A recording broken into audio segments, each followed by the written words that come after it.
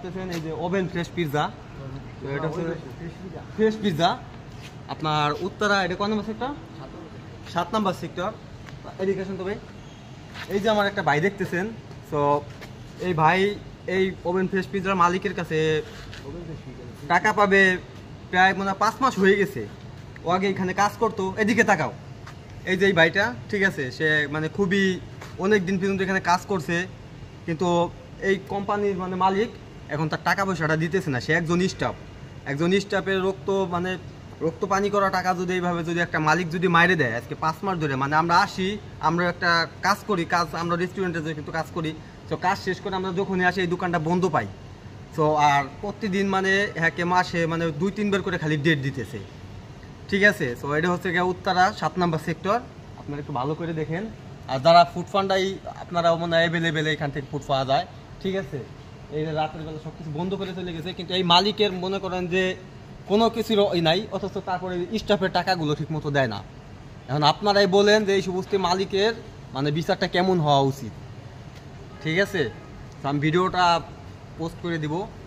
আর আপনারা এই যে দেখেন এই ভাইটা খুবই অসহায়, ঠিক আছে। তো বাইকটার দিকে তাকান, এই ভাইটা খুবই অসহায়। ভাই আপনার কিছু বলার থাকলে বলেন।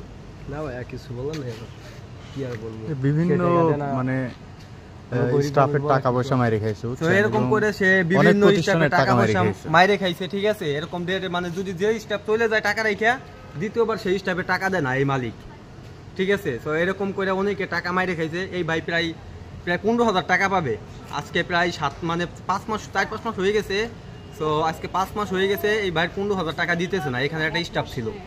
এখন আপনারাই বলেন এই উত্তরার ভিতরে মানে হেরা কিন্তু ফুড পান্ডা অ্যাভেলেবেল, ঠিক আছে। তো এই সমস্ত মালিকের কারণে মনে করেন যে আমাদের মতো যে সাধারণ যে স্টাফগুলো কাজ করে, তো এদের মনে করেন যে মন মানসিকতা ভাঙে যায়, নতুন কোনো জায়গায় যায় ওই করতে পারে না। ঠিকানা আমি ভালো করে বলে দিচ্ছি, এটা হচ্ছে উত্তরা সেক্টর 7, রোড নাম্বার 18 এবং হাউস নাম্বার 43। রেস্টুরেন্টের নাম হচ্ছে ফ্রেশ পিৎজা, ফাস্টফুডের একটা দোকান, খুবই ভালো চলে। কিন্তু যারা আছেন ভাই ব্রাদার বা বন্ধু বান্ধব, তো আপনারা সবাই ভিডিওটা সবাই দেখার সুযোগ করে দিবেন, ঠিক আছে।